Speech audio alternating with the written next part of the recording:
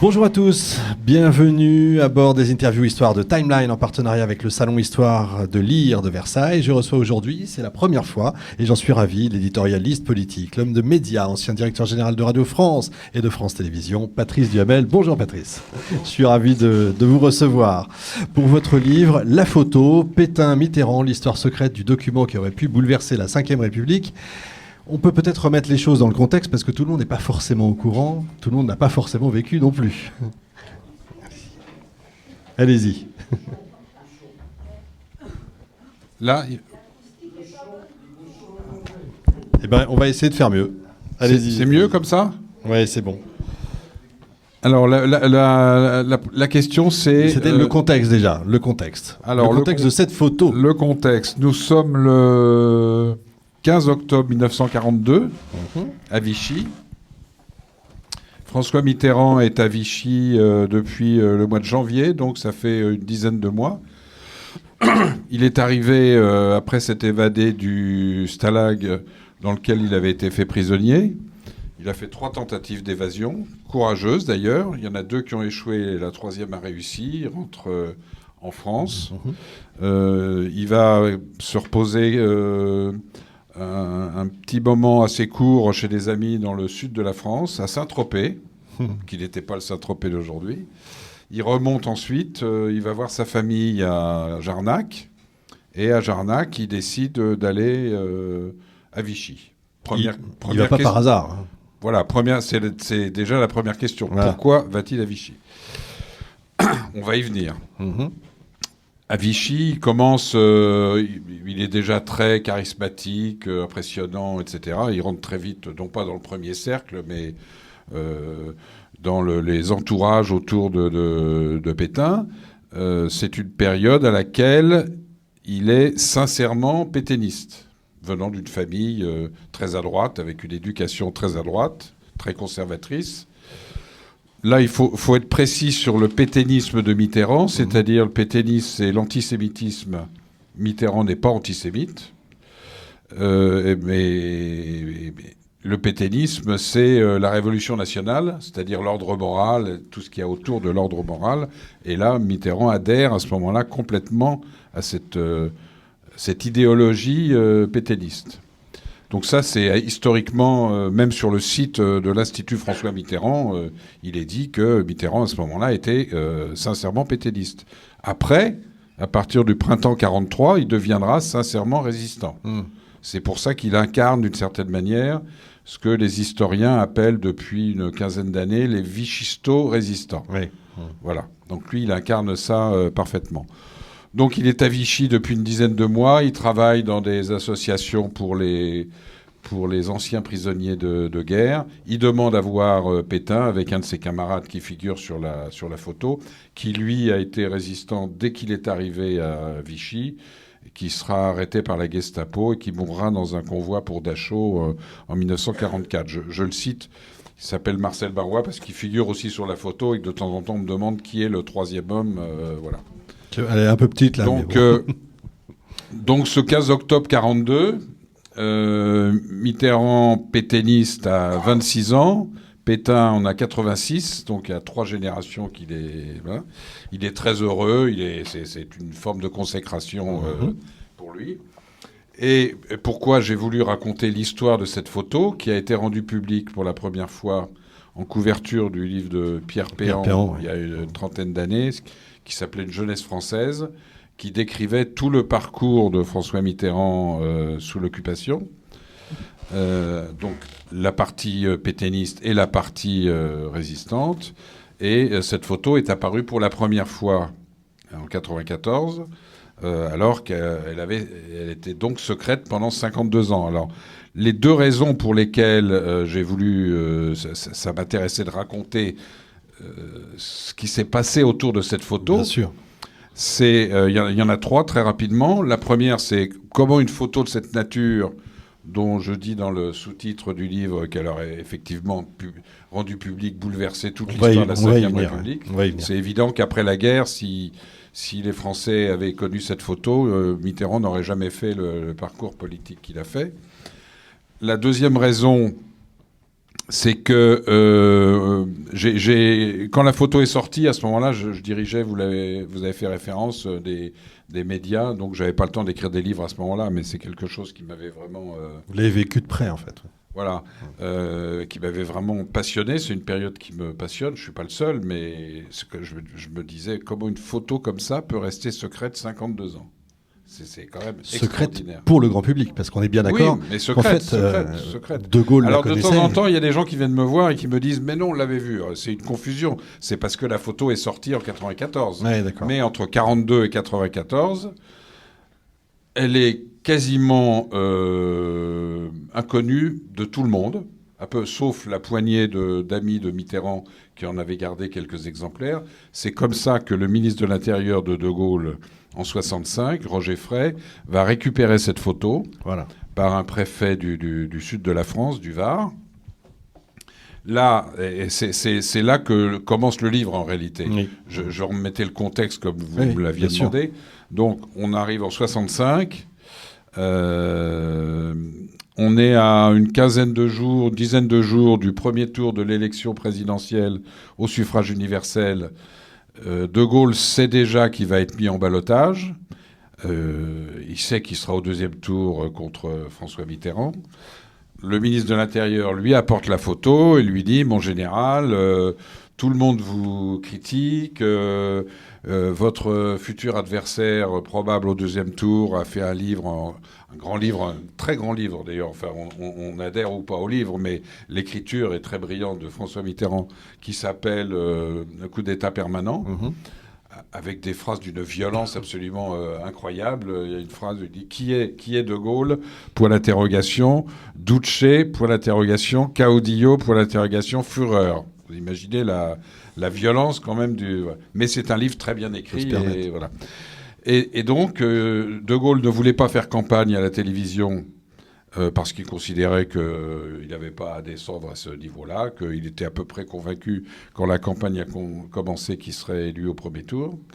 Il n'a pas compris, en réalité, bien qu'ayant provoqué cette réforme institutionnelle majeure, il n'avait pas compris qu'il fallait faire campagne et qu'il ne pouvait pas laisser tous les autres le faire et pas lui. Et donc, on lui apporte la photo et il dit 3 choses. Il dit, premièrement, oui, je sais, Mitterrand est une arsouille. Dans l'argot de l'époque, ça voulait dire un voyou. Oui. Et il méprisait profondément Mitterrand. Il s'était vu une fois à Alger, ça s'était très mal passé. Il le prenait pour un opportuniste, tacticien, brillant, mais vraiment sans colonne vertébrale idéologique. Il connaissait son passé, etc. Mais il ne connaissait pas la photo. Bien sûr. Il savait qu'il avait été décoré de la Francisque, mais ça, d'ailleurs, ça se savait. Mais la photo, donc il la découvre.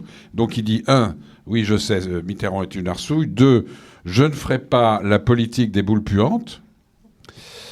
Donc déjà, quand on lit ça, on commence à faire les comparaisons. Si on compare avec aujourd'hui, oui, c'est entre les hommes d'État, je fais la distinction. Vous avez raison. Entre les hommes d'État de l'époque et les présidents d'aujourd'hui. Voilà, pas seulement l'actuel. Mais c'est enregistré. Voilà. Et troisièmement, cette phrase absolument extraordinaire qui est on n'est même plus dans le gaullisme, on est au-dessus, on est dans le De Gaulle gaullien. Parce que, je répète, il méprisait Mitterrand. Il le combattait vraiment sur tous les sujets. Et il connaissait son passé. Et il dit, donc, on est le 27 novembre 65, donc on est 16 ans avant 1981. Et il dit, imaginez qu'un jour, François Mitterrand soit président de la République... virgule, je ne veux pas affaiblir la fonction présidentielle. Wow. Imaginez le niveau. Hein. Alors, après, il y a des gens qui trouvent qu'il a eu raison de ne pas rendre publique la photo et d'autres qui le regrettent. Parce que c'est vrai que cette photo rendue publique, le parcours de Mitterrand... Elle aurait tout changé. N'aurait absolument pas été le même. Dans la foulée, Pompidou, qui succède au général, a lui aussi la photo... Ce que De Gaulle a dit crée une espèce de jurisprudence, c'est-à-dire la raison suprême, c'est qui était la stratégie de De Gaulle quand il est à partir de la Libération et dans les années qui ont suivi, c'est-à-dire on fait tout pour rassembler les Français, on ne veut plus rouvrir les fractures de l'occupation, etc., etc. Voilà, c'était sa stratégie, c'est ce qu'il a fait. Donc il ne voulait pas que toute cette histoire dramatique de la France sous l'occupation, avec les blancs, les noirs et les gris, beaucoup de gris, soit de nouveau en débat, en polémique, etc., etc. Arrive Pompidou. Pompidou, alors De Gaulle lui a dit ce qu'il avait fait avec cette photo, mais en plus Pompidou est pas hyper à l'aise parce qu'il n'a pas fait de résistance ou très très peu. Il le reconnaît d'ailleurs, il l'a toujours reconnu de manière très transparente. Il était prof de lettres à Paris, à Henri IV. Il était jeune marié. Tout le monde n'était pas forcément ni résistant ni collabo. Hein. Voilà. C'est ce que j'appelais la France grise. C'est ça. Et Pompidou, en 73, enfin fin 72, les élections législatives de 73 qui ont lieu au mois de mars se présentent assez mal. Et, dans les sondages, la gauche, il y a eu le programme commun qui a été signé en 72. La gauche, communiste et socialiste, progresse beaucoup. Mitterrand se pose la question et il veut qu'il y ait un témoin. Il décide de ne pas plus sortir la photo, comme l'avait fait De Gaulle, mais il veut avoir un témoin. Donc il fait venir un jeune secrétaire d'État, ministre de son gouvernement, ministre de l'Agriculture. Il fait venir un soir, c'est ce que je raconte dans le livre, qui s'appelle Jacques Chirac. Et que Pompidou a un peu adopté politiquement. Et il montre la photo à Chirac, qui à ce moment-là ne la connaissait pas, et il lui dit vous voyez, il parle de cette photo pendant un quart d'heure, et au bout d'un quart d'heure, il dit il dit à Chirac, vous voyez cette photo, ce type de document, voilà ce qu'il faut faire. Il y a un feu de cheminée, puisque c'est au mois de décembre. Voilà ce qu'il faut faire avant d'avoir trop envie de s'en servir. Et il prend la photo, et il jette la photo. C'est un peu théâtral, parce que les photos, il y avait quelques copies quand même. J'imagine. Donc, qui continuaient à circuler. Voilà pour Pompidou. Arrive Giscard, qui lui connaissait la photo depuis 73, et qui avait été lui aussi mis au courant par De Gaulle et par Pompidou de ce qu'ils avaient décidé. Donc, en 74, après la mort de Pompidou, la campagne est extrêmement rapide, donc il ne se pose pas vraiment la question de le faire. Je vais vite, pour que vous puissiez poser des questions. En 78, je révèle dans le livre qu'il y a une espèce de pacte de non-agression sur les attaques personnelles entre Giscard et Mitterrand. Parce que Mitterrand, qui pense gagner, comme tout le monde pense que la gauche va gagner les élections législatives, veut s'appuyer sur Giscard pour contenir le Parti communiste. Il y a des rencontres secrètes dont je parle entre Michel Poniatowski, qui était le proche de Giscard, et François Mitterrand, 3 fois, totalement, qui sont restées secrètes, toujours. C'est dans le livre. Je suis tombé sur ces archives un peu par hasard, et c'est dans le livre que c'est évoqué pour la première fois.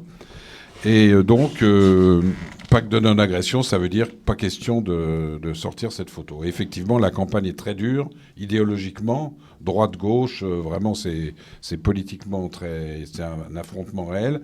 À la grande surprise, Giscard et Chirac gagnent les élections. Et donc, on se retrouve en 81. Là, en 81, il y a des attaques personnelles de tous les côtés. Il y a sur Giscard, il y a l'affaire des diamants, bien entendu, qui est alimentée par les socialistes. Il y a, alors lui, il est strictement pour rien, mais il y a le drame de l'affaire Boulin qui est un peu provoqué le débat et la polémique. Giscard n'y est pour rien, mais ça le rejaillit quand même sur lui, puisque Boulin faisait partie de son gouvernement et qu'il envisageait, ce qui est d'ailleurs peut-être une des raisons de la mort de Boulin, dont on ne sait toujours pas s'il s'est suicidé ou s'il a été assassiné volontairement. On a des présomptions. Volontairement, ou non pas par hasard, mais à la suite d'une rixe. Voilà. En tout cas, il voulait le nommer, il envisageait sérieusement de le nommer Premier ministre pour remplacer Raymond Barre à Matignon. Donc en 81, là, vraiment, il se pose la question. Et la raison pour laquelle il ne le fait pas, c'est que il sait que Chirac, qui souhaite plutôt la victoire de Mitterrand, connaît l'histoire de cette photo, De Gaulle, Pompidou et lui, et il se dit, s'il me l'a dit, il se dit si je publie la photo, Chirac va dire que je romps la ligne De Gaulle, Pompidou, Giscard. C'est incroyable. Donc il décide de ne pas le faire. Voilà, et il perdra, donc comme on le sait, à 52-48. Voilà l'histoire de cette photo. Et ce que je raconte dans le livre, c'est comment ils ont pu récupérer cette photo et comment des hommes d'État qui donnent la priorité à l'intérêt général, ce qui est une forme de contraste avec des gros guillemets avec la situation politique contemporaine, ont pu prendre ce type de décision qui est d'une... Alors il y a bien entendu des arrière-pensées, mais qui est vu avec le recul d'une grande noblesse politique. C'est assez incroyable. En plus, c'est incroyable. On sait que pendant le débat de 81, les deux d'ailleurs avaient des dossiers sur lesquels de temps en temps ils tapaient en disant si tu continues, je vais ouvrir ça. Il aurait pu le faire quand même. Il aurait pu apporter ce... Oui, mais parfois il n'y avait rien dans le dossier. C'est ce que je viens de dire. Non, c'est Mitterrand dans le face-à-face télévisé de 1981. Il fait savoir quelques jours avant, 2 ou 3 jours avant, qu'il va sortir une bombe contre Giscard. C'est ça, oui. Et il arrive avec un petit dossier... dans lequel il n'y avait rien, je crois. Et il n'y avait rien sur le dossier. Mais donc à ce fond, moment-là, Giscard, au dernier moment, s'est dit, est-ce que mais c'était un peu tard. C'est incroyable. C'était 3 jours avant, donc voilà. Mais c'est une espèce de... C'est un livre d'histoire politique, mais c'est un côté thriller, parce que là, j'ai résumé en 10 minutes, mais... Oui, mais bien sûr, il faut absolument lire ça. Il y a des rebondissements. C'est assez fantastique. Et les médias, parce que là, on parle... Les médias n'ont pas la photo. Les médias, personne n'a jamais eu la photo. Non, enfin, c'est incroyable. Personne n'a jamais eu la photo. Et Péan, quand il la sort en 94, il l'a eu par hasard au moment où il était quasiment en train de terminer son livre. Et Mitterrand avait participé au livre parce qu'il voulait, avant de quitter l'Élysée, pouvoir s'expliquer devant les Français. Alors, il le fera après la sortie du livre. Je raconte aussi dans quelles conditions il le fait. Il est quasiment mourant en ce moment-là. Oui. Ça se passe en septembre 94. Et c'est là où cette photo aurait ruiné, ça dépend de la période. Je pense que dans les années 60, où on est encore 15-20 ans après la fin de la guerre, je pense qu'il aurait... Son avenir politique était terminé, je pense. Après, quand on arrive dans les années 70-80, là, la question peut se poser. Ça l'aurait considérablement affaibli. Est-ce que ça l'aurait tué politiquement à ce moment-là ? Ça, de toute façon, on n'a pas la réponse. On ne peut pas savoir, évidemment. Enfin, dans les années 60 et début des années 70, très vraisemblablement. Parce que le problème, c'est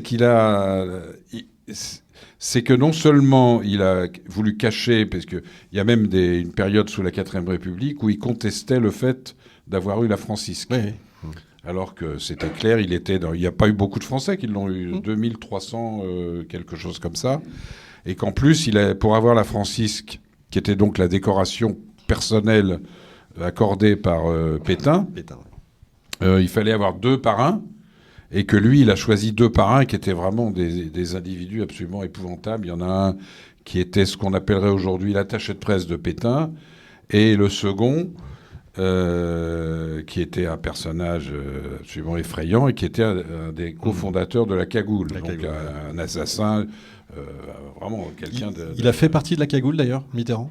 On sait ou pas ? Non, ça c'est inégal. Il a fait partie des Croix de Feu. Oui, les Croix de Feu. Il n'a pas fait partie de. Il avait des amitiés dans la Cagoule, mais il était très jeune d'ailleurs au moment de. Oui. Voilà. Et le problème, c'est qu'il a menti, c'est-à-dire que en 68, il comprend pas ce qui se passe. Il est, je rentre pas dans les détails, ce serait trop long, mais il termine 68, la victoire électorale de Gaulle et de Pompidou. Il est très affaibli. Le Parti socialiste est, c'est pas le PS à ce moment-là, mais les socialistes sont très diminués. Et il essaie de se relancer en faisant un livre avec mon frère aîné. Le livre s'appelle Ma part de vérité. Et à la question, c'est un livre de questions-réponses, et à la question de mon frère, qu'avez-vous fait après vous être évadé du Stalag. Il répond, entre guillemets, en une phrase, rentré en France, virgule, je devins résistant sans problème déchirant. Fermez les guillemets, point. Pas un mot de Vichy. Le mot Vichy n'est pas prononcé. Et en 94, quand la photo est publiée, qu'il y a une telle réaction, pas seulement en France, mais dans le monde entier, devant cette photo et devant les révélations sur le parcours de Mitterrand à Vichy, qu'il veut s'expliquer. Donc il fait une interview à la télévision, vous pouvez voir aujourd'hui, sur les plateformes avec El Kabbach. Et El Kabbach pose la question légitime, mais pourquoi vous êtes allé à Vichy ?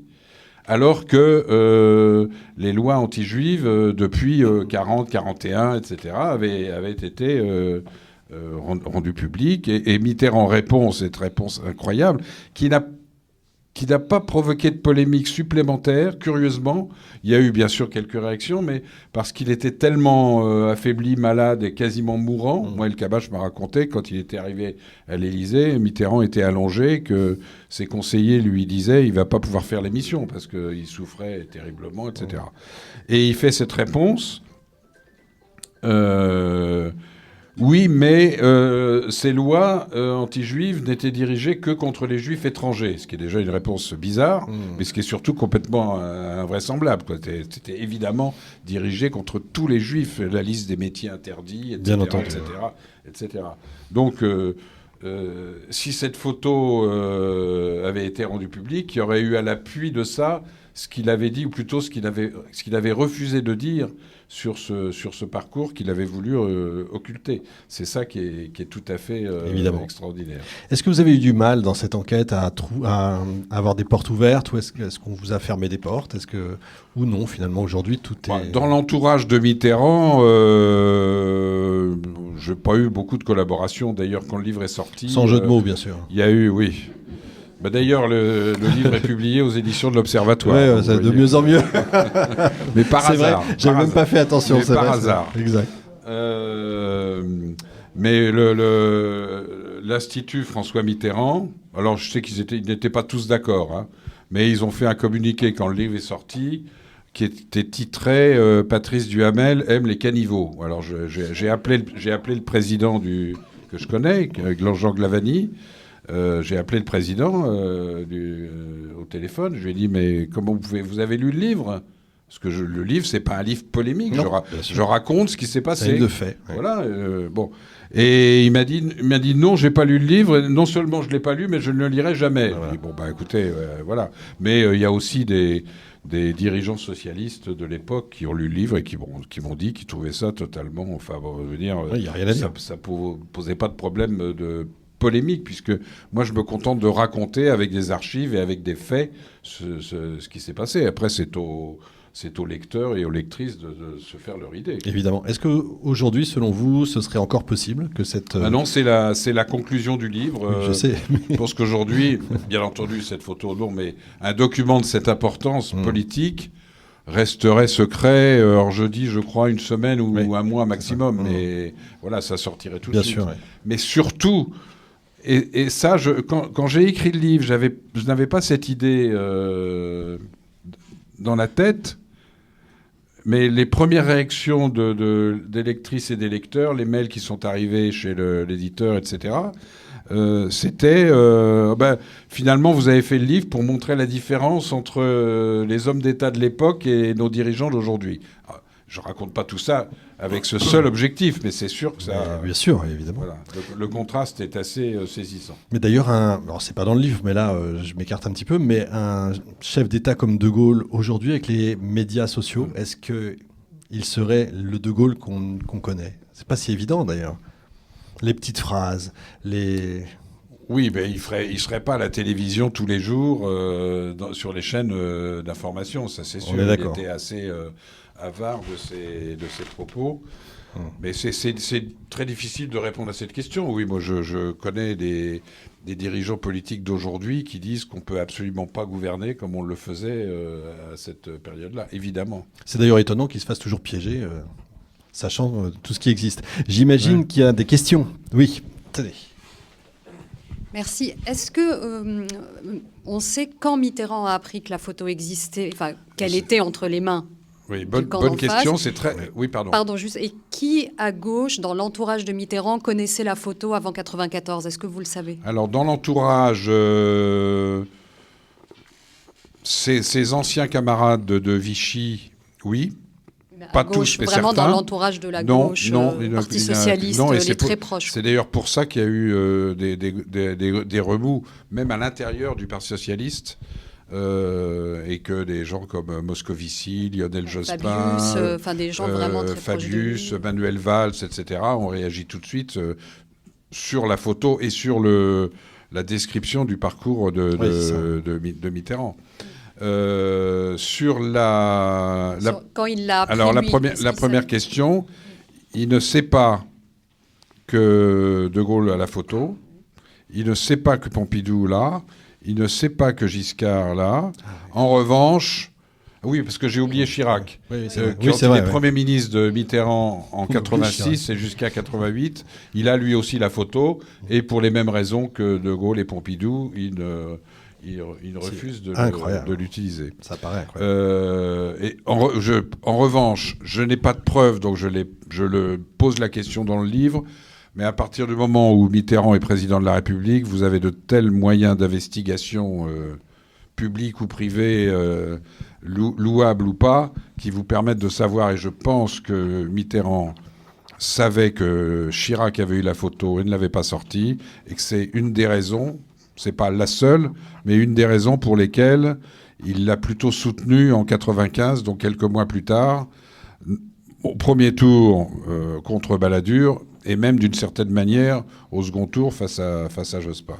Mais donc quand le livre de Pierre Péan sort, il ne sait pas. Non, parce que Péan a récupéré la photo au tout dernier moment. Il cherchait à avoir des informations et des documents venant du troisième homme de la photo dont j'ai parlé tout à l'heure, Marcel Barrois. Péan réussit à trouver la veuve de ce monsieur. Il lui téléphone, c'est déjà une très vieille dame. Il lui dit, est-ce que vous avez des documents avec François Mitterrand, votre mari, etc. Et elle lui dit, je vais chercher. Et elle le rappelle 8 jours plus tard. J'étais très ami avec Pierre Péan, donc il m'avait raconté ça. Et elle le rappelle en disant, j'ai trouvé dans les greniers, dans les affaires de mon mari, j'ai trouvé une photo, si ça vous intéresse, je peux vous l'envoyer. Parce qu'il y a mon mari avec Mitterrand, mais il y a aussi avec Mitterrand, et il y a une troisième personne qui est Pétain. Voilà. Oui, ça m'intéresse. Mais... Et quand donc l'éditeur choisit de mettre la photo en couverture du livre, non seulement Mitterrand n'est pas au courant, alors qu'il a participé au livre en voyant au moins une dizaine de fois Pierre Péan, mais en plus, il est furieux que la photo soit en couverture. Une dernière question, monsieur. En quoi pensez-vous que la photo était plus explosive que le fait qu'on sache qu'il avait la francisque ?